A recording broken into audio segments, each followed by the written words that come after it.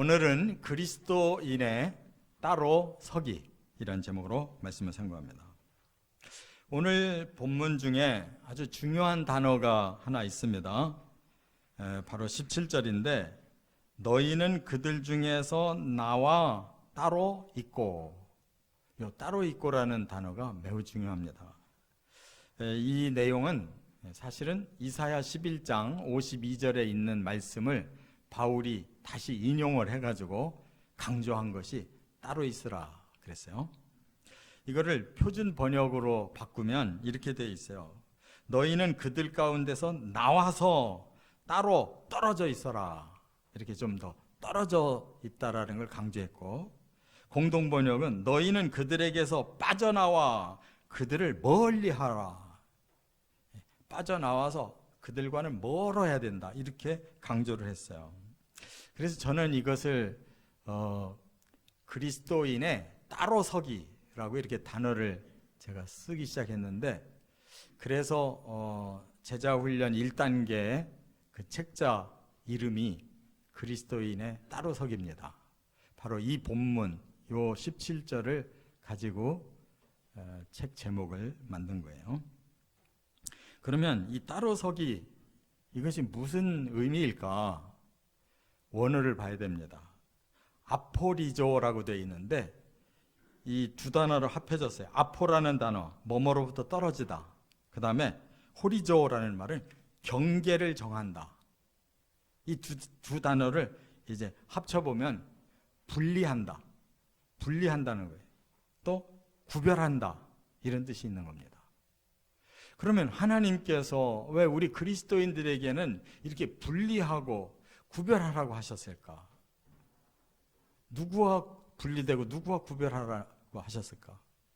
그건 바로 세상을 말하는데 우리 눈에 보이는 이 사회를 말하는 게 아닙니다. 그것은 보이지 아니하는 악의 영역, 죄의 영역에 대해서는 우리는 반드시 그들과 분리가 돼야 되고 구별이 돼야 된다. 이런 뜻이에요.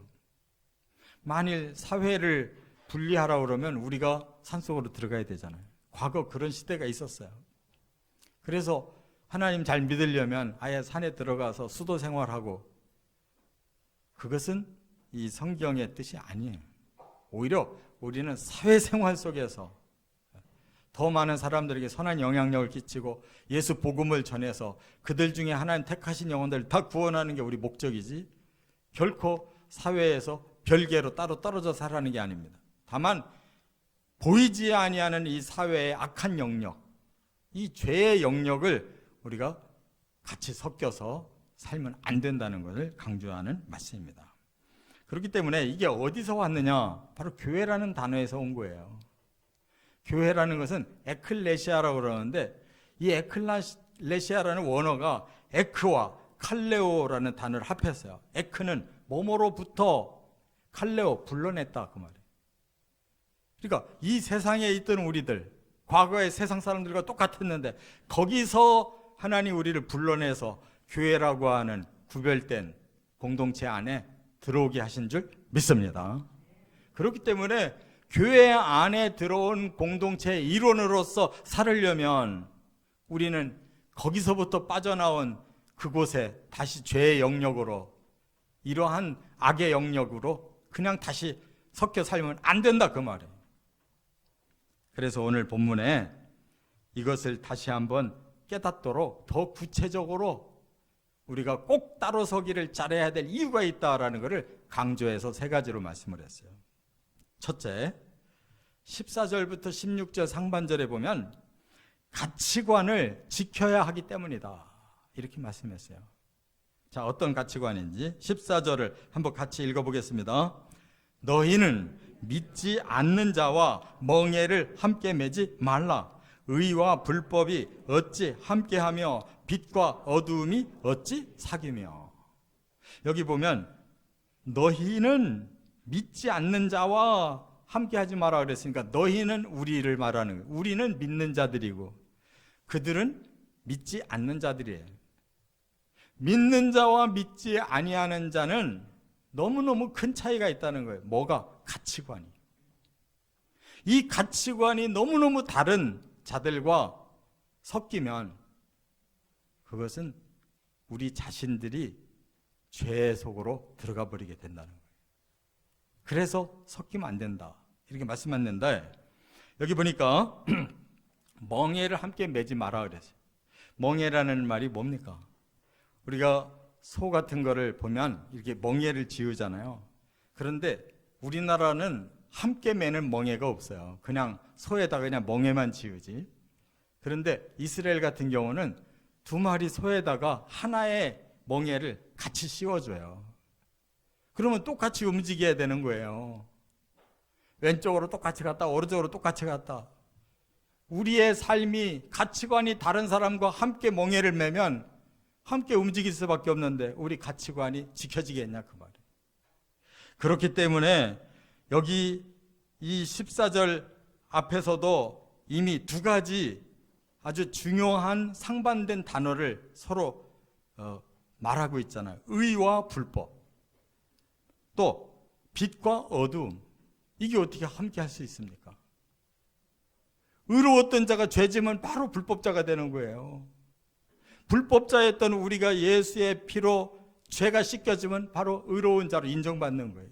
둘 중에 하나가 되는 거지 어떻게 두 개가 적당하게 섞여서 살 수가 있냐 그 말이에요. 이것이 가치관이라는 거예요.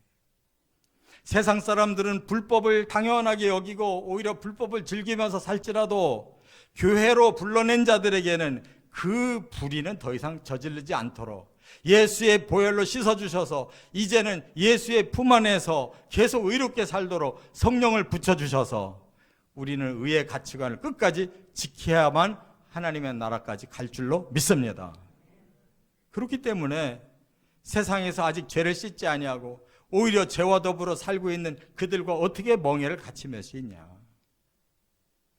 또 하나, 여기 빛과 어두움이라는 것도 공존할 수가 없어요. 어두웠는데 불을 탁 켜면 빛의 세상으로 한순간에 바뀌는 거예요.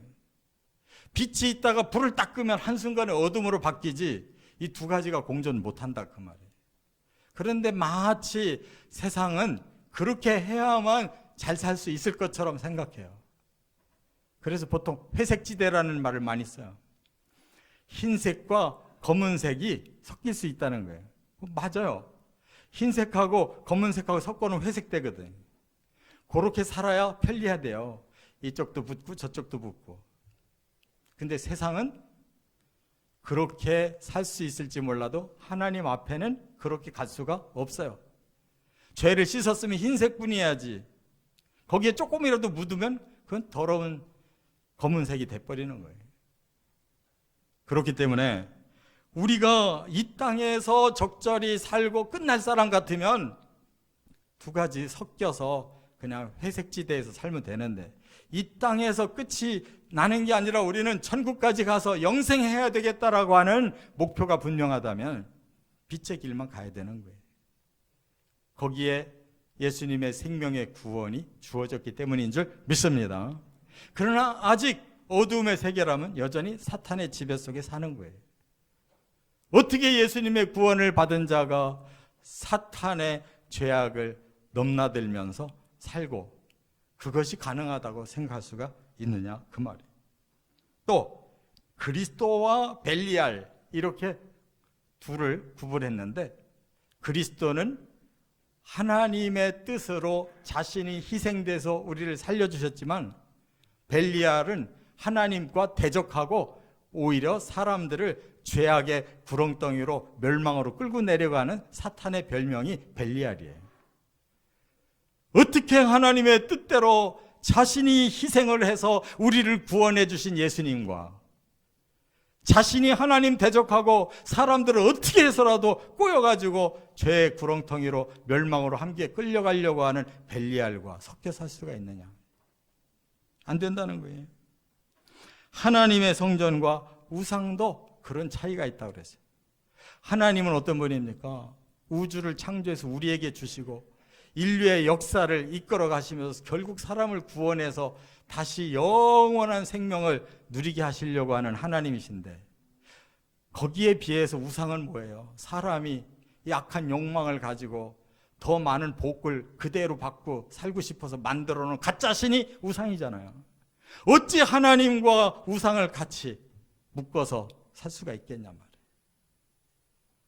이와 같이 우리는 멍에도 함께 맬 수 없고 짝도 함께 될 수가 없고 좋은 관계도 같이 할 수가 없고 마음도 같이 합할 수가 없고 어울릴 수가 없는 사이에 이것이 가능한 것처럼 자꾸 엮여서 살면 그는 가치관이 허물어져서 불행해진다는 사실을 깨달으시기 바랍니다. 우리는 이 땅에서만 살다 간다면 그냥 결혼 가치관에 상관없이 적당히 살다 헤어졌다가 또 뭐 딴 사람 만났다가 이리저리 막 살아도 되겠는데, 가치관이 분명하다면 그렇게 아무나 결혼할 수가 없잖아요. 아무하고나 친구 사귈 수 없고 아무하고나 동업할 수는 없다는 거예요. 가치관을 함께 지키면서 살아도 힘든데 가치관이 정반대인 사람하고 어떻게 같이 매여 살겠냐 말이에요. 그래서 우리는 분명한 기준이 있어서 분리할 땐 분리하고 구별할 땐 구별해서 살아야만 진정한 하나님의 축복과 행복이 있는 줄 믿습니다. 카멜레온이라는 동물은요, 자기의 색깔을 너무나 환경에 잘 적용시켜서 자기가 눈에 띄지 않으므로 보호를 받잖아요. 이 세상 사는 사람들은 그래야만 잘 살아요. 도대체 우리나라에 지도자가 있어요, 없어요? 어디서 그렇게 악한 사람들만 모아놨는지 모르겠어. 보통 시민이 그런 사람이 있어요? 근데 어떻게 최악의 상태인 사람들이 다 지도자가 되겠다고 하냐고. 이런 세상이에요. 카멜레온이 돼야만 세상에서는 지도자 되나 봐요. 그따위로 살아서는 천국은 어림턱도 없어요. 깨달으시기 바랍니다. 이 땅에서 제 아무리 권력 잡고 또 대단한 인물로 남으면 뭐예요? 그 가치관 가지고 하나님 앞에 설 수 없다면 그 사람의 인생이 뭐가 되겠냐고. 우리는 죽어도 가치관을 지켜야 될 줄 믿습니다. 두 번째, 16절 하반절부터 18절에 보면 우리는 하나님을 경외해야 되기 때문이다. 우리가 하나님을 만약에 버리게 된다면 우리는 모든 것을 버리는 거예요. 이 가치관을 분명하게 가져야 되는데 신자도 자기가 필요할 때만 하나님 믿으려고 하는데 문제가 있어요. 여기 본문 18절 한번 같이 읽어보겠습니다. 너희에게 아버지가 되고 너희는 내게 자녀가 되리라. 전능하신 주의 말씀이니라 하셨느니라. 여러분, 부모도 잘 만나면 그 자손들이 복을 받잖아요. 그런데 하나님이 우리의 아버지로 우리를 받아주시고 우리를 하나님의 아들, 딸로 받아주신대요. 세상에 이런 복이 어디 있어요? 이 말씀도 구약의 말씀을 인용한 거거든요. 그런데 여기 16절 하반절에는 하나님이 우리 가운데 거하고 두루 행하시는 하나님의 백성으로 삼으신다라는 말씀이 먼저 있어요. 그리고 그 다음에 지금 18절에는 바로 아버지가 되시고 우리는 하나님의 자녀들이라고 말씀하고 있어요. 이미 구약시대부터 하나님은 우리를 자기 백성으로 삼으시고, 자기 백성은 하나님 어떻게 돌보시느냐, 여기 뭐라고 그랬냐면은 하나님이 우리 가운데 거하며 두루 행하신대요. 그러니까 하나님의 성에 들어가 있는 사람은 하나님이 날마다 우리를 돌보시는 거예요. 하나님 자녀가 된 사람은 날마다 부자재간에 친밀한 관계를 맺고 가장 큰 사랑을 받는 거예요. 아니, 하나님이 우리를 이렇게 만들어 놓으셨는데 우리가 그 하나님을 떠나서 어디가 살겠냐고. 그 하나님의 성 안에 있는 것만 해도 너무너무 기쁘고 감사하고 그 은혜를 다 감당할 길이 없는 것인데 어찌 그 하나님의 백성이, 하나님의 아들, 딸들이 어디 가서 뭔 짓을 하고 살으려고 하느냐 그 말이에요. 안 될 줄로 믿습니다. 이 구분이 없다면 우리는 쌍놈 중에 쌍놈이고 불량배 중에 불량배예요. 이 정도까지 죄진 사람도 이렇게 다시 하나님 백성 만들어 놓고 다시 하나님 자녀로 만들어 놨는데 그만하면 좀 양심이 있고 낯짝이 있어야지. 어떻게 다시 세상으로 또 돌아가서 적당하게 누리고 살겠다고 그런 비양심적인 그런 삶을 살면서도 난 나중에 예수 믿는 사람이니까 천국 갈 거야. 어찌 그렇게 뻔뻔하냐고. 과거로 족하지. 이제는 하나님의 품을 떠나면 안 될 줄 믿습니다. 우리는 하나님의 백성으로 반드시 천국에만 들어가야 될 줄로 믿습니다. 이것이 우리에게 실제로 이루어지려면 진짜 부자지간의 관계가 유지돼야 될 거 아니에요. 하나님 나라의 시민권이 유지돼야 될 거 아니냐고. 왜 이렇게 정신이 없냐 말이에요. 지금 하나님의 시민권을 가진 사람이고 하나님 자식으로 하나님 나라의 상속을 얻으려고 지금 가고 있는 사람들이 뭔 생각하고 뭔 짓을 하고 있냐 그 말이에요. 이렇게 흔들리면 안 되는 것이에요. 우리가 직장을 다니는데 직장 다니는 이유가 도대체 뭐였습니까? 여러분들이 먹고 살 길을 찾아서 그 직장을 선택했다면 그 직장이 하나님보다 더 중요합니까? 근데 어떤 분들은 내 직장이 교회를 나갈 수가 없어요. 나는 사업해야 되는데 돈 벌으려면 주의를 지킬 수가 없어요. 언제까지 먹고 살으려고? 그 직장 아니면 먹고 살 수가 없어요? 그 사업 아니면 먹고 살 수가 없냐고요.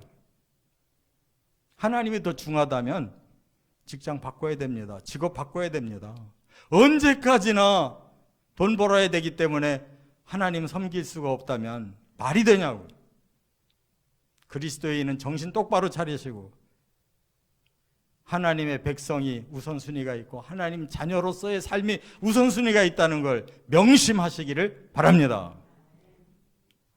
청교도들이 영국에서 그렇게 박해를 받다가 신앙의 자유를 위해서 미국 대륙으로 배를 타고 넘어왔거든요. 그때 102명이 그 배를 타고 아메리카 대륙에 도착했다는데 하필이면 12월 26일 날 도착했대요. 그러니 얼마나 추웠겠냐고. 그래서 봄이 되니까 반이 죽어버렸더래요. 그리고 봄이 돼서 이제 좀 살만하다 싶으니까 인디언들이 또 공격해 오는데 인디언들에 의해서 죽은 사람들이 또 많은 거예요. 근데 무덤을 쓸 수가 없었대요. 왜? 무덤을 써놓으면 죽은 사람이 몇 명인가를 알고 상대방이 더 무섭게 공격할까 봐 죽었는데도 그냥 평토장으로 해가지고 그 위에다가 씨를 뿌리고 농사를 짐으로써 죽은 것도 위장해야 될 정도였다는 거예요.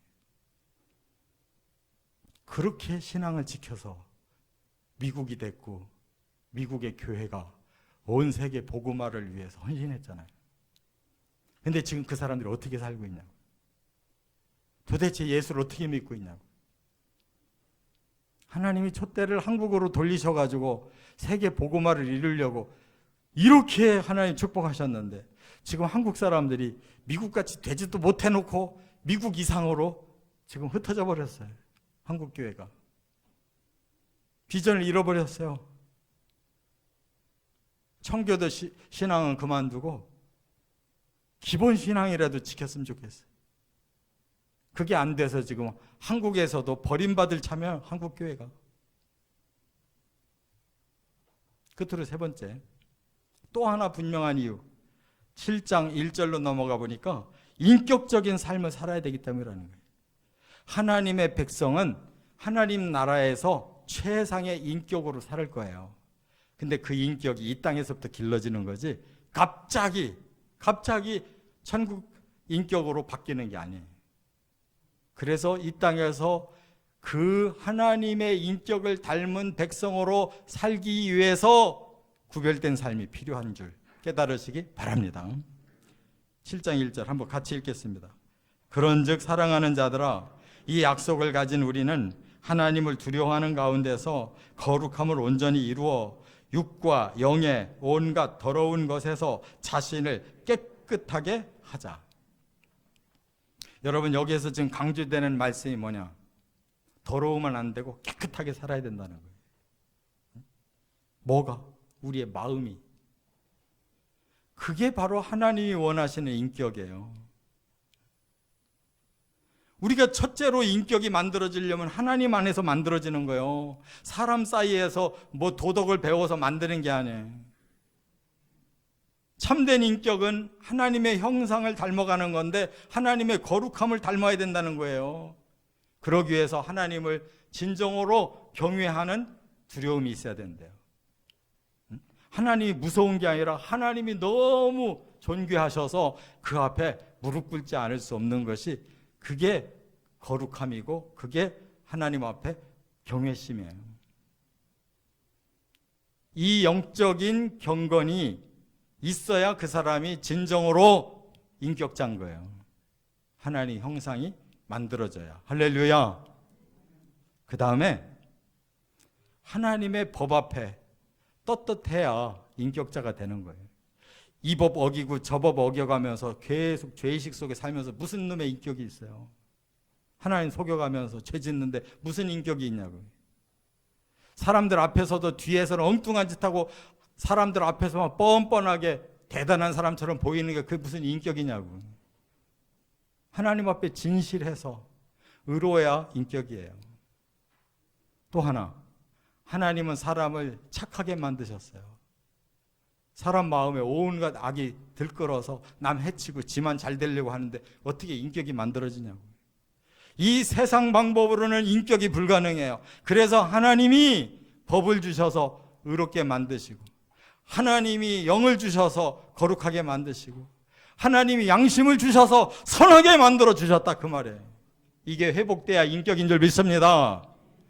그것의 열매가 바로 성령이 우리를 다스리고 나오는 열매인 거예요.